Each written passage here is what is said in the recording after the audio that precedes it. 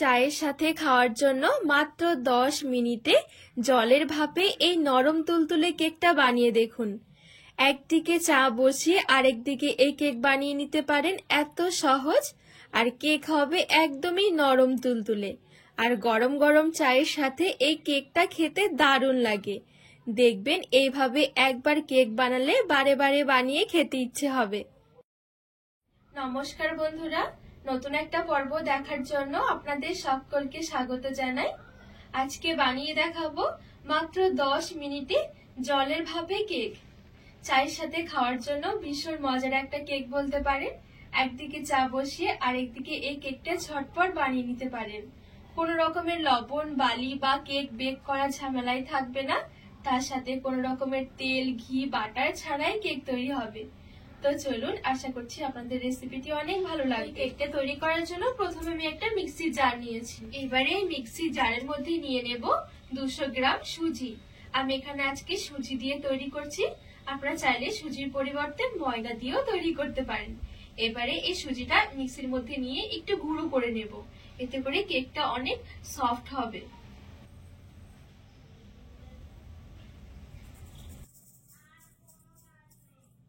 এবারে মিক্সির ঢাকনা লাগিয়ে একটু মিক্সিতে ঘুরিয়ে নেব। তো এখানে আমি খুব সুন্দরভাবে সুজিটা গুঁড়ো করে নিয়েছি। আর এখানে কিন্তু সুজিটা পুরোপুরি গুঁড়ো হবে না, একটু খসখসে থাকবে। এবারে একটা বাটির মধ্যে সুজির গুঁড়োটা নিয়ে নেব। আর অবশ্যই কেকটা তৈরি করার আগে সুজিটা এইভাবে একটু গুঁড়ো করে নেবেন, এতে খুব সহজে রেডি হয়ে যাবে। আর খাওয়ার সময় সুজির যে একটা দানা দানা ভাব আছে সেটা আর মুখে পড়বে না।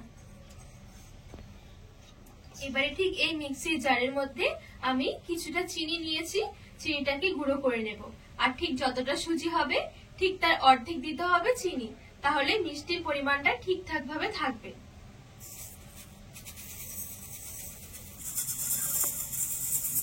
আর সাথে ছোট্ট একটা এলাচ দিয়ে দেব, ফ্লেভারটা খুব সুন্দর আসবে। তো এই দেখুন, চিনিটাও আমি খুব সুন্দরভাবে গুঁড়ো করে নিয়েছি। এবারে চিনির গুঁড়োটাও সুজির গুঁড়োর সাথে মিশিয়ে নেব। আর এখানে নিয়েছি টক দই। যতটা সুজি হবে ঠিক তার অর্ধেক নিতে হবে টক দই। মানে 200 গ্রাম সুজির জন্য 100 গ্রাম টক দই, বা 1 বাটি সুজির জন্য হাফ বাটি টক দই নিতে হবে। ভালো করে মিশিয়ে নেব। আর উপর থেকে অল্প অল্প করে আমি দিয়ে দিচ্ছি লিকুইড দুধ।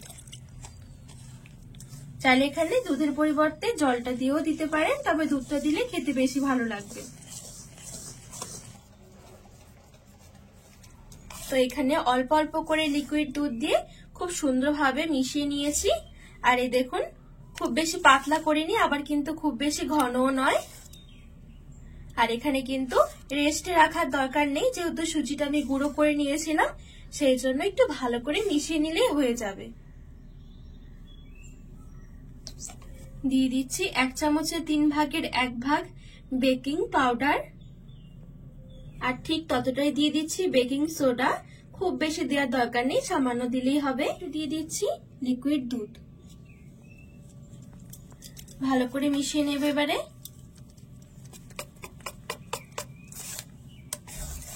একদম সামান্য দিয়ে দিচ্ছি ভ্যানিলা এসেন্স। না থাকলে না দিলেও হবে, তবে দিলে কি খেতে ভালো লাগবে।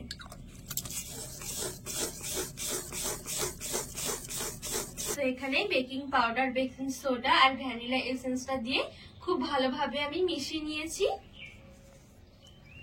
তো এই দেখুন, কেকের ব্যাটার কিন্তু একেবারে রেডি। আর বেকিং সোডা, বেকিং পাউডার দেওয়ার পরে দেখবেন অনেকটা হালকা হয়ে যাবে। আর কেকের ব্যাটারটা ঠিক এরকম রয়েছে, না খুব বেশি পাতলা না খুব বেশি ঘন।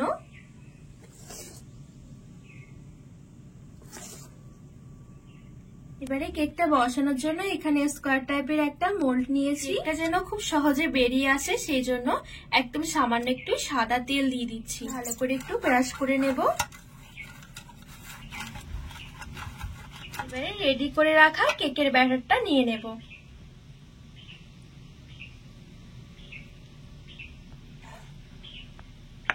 তো দেখুন, খুব সুন্দরভাবে এখানে সবটুকু আমি ঢেলে নিয়েছি। এবারে একটু এভাবে করে ঝাঁকিয়ে নেব, এতে করে ভেতরে হাওয়া থাকলে বেরিয়ে আসবে। আর আজকে যেহেতু আমি জলের ভাপে কেকটা রেডি করব, তো সেই জন্য কিছুটা মতন জল নিয়ে নিয়েছি কড়াইয়ে। আর মাঝখানে একটা স্ট্যান্ড দিয়ে দিচ্ছি। এবারে কেকের মোলটা ধরে বসিয়ে দেব। এবারে ঢাকা চাপা দিয়ে রেখে দেব 7 থেকে 8 মিনিটের জন্য। মিডিয়াম থেকে হাই আঁচের মাঝামাঝি রেখে দেব গ্যাসের আঁচটা। তো ঘড়ি ধরে পুরো আমি 8 মিনিটের মতন ভাপিয়ে নিয়েছি। আর এখন কিন্তু কেকটা খুব সুন্দরভাবে হয়ে গেছে। কেকটা হলে দেখবেন ওপরটা খুব সুন্দরভাবে শুকিয়ে আসবে। তাছাড়া একটা কাঠি দিয়ে আমি একটু চেক করে নেব। এই দেখুন কাঠিটা কিন্তু পুরো ক্লিয়ার বেরিয়ে এসেছে, তার মানে কেকটা ভেতর থেকেও খুব সুন্দরভাবে হয়ে গেছে। এবারে কেকটা আমি ভালো করে ঠান্ডা করে নেব। আর এখানে কেকটা আমার হতে সময় লেগেছে পুরো 8 মিনিটের মতন। আপনারা যদি কেকটা আরো একটু বড় করে বানাতে চান সেক্ষেত্রে হয়তো টাইমটা একটু বেশি লাগবে। এমনি খুবই অল্প সময়ের মধ্যে কিন্তু কেকটা রেডি হয়ে যায়। এবার আমি কেকটা ভালো করে ঠান্ডা করে নেব। তো এখানে হালকা করে কেকটা আমি একটু ঠান্ডা করে নিয়েছি। ঠান্ডা করলে দেখবেন এই সাইড থেকে খুব সুন্দরভাবে ছেড়ে ছেড়ে আসবে। তারপরেও একটা ছুরি দিয়ে এভাবে করে একটু ছাড়িয়ে নেব। আর ওপর থেকে একটা থালা দিয়ে এভাবে করে উল্টে দিচ্ছি। এতে করে খুব সহজে কেকটা দেখবেন বেরিয়ে আসবে। আর এই দেখুন কত সুন্দর কেক রেডি হয়েছে। জলের ভাপেও কিন্তু দারুণ সুন্দর কেক তৈরি করা যায়। এইবারে কেকটা আমি এভাবে করে পিস পিস করে কেটে নেব। আপনাদের পছন্দ মতন শেপে কেকটা কেটে নিতে পারেন।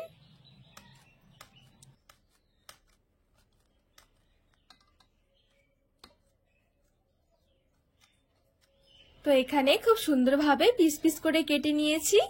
রেডি হয়ে গেল মাত্র 10 মিনিটে চায়ের সাথে খাওয়ার জন্য জলের ভাপে নরম তুলতুলে কেক। কোনো রকম তেল বাটার ঘি ছাড়াও কিন্তু দারুণ সুন্দর কেক রেডি করা যায় মাত্র 10 মিনিটে। ভীষণ নরম তুলতুলে হয় কেকটা।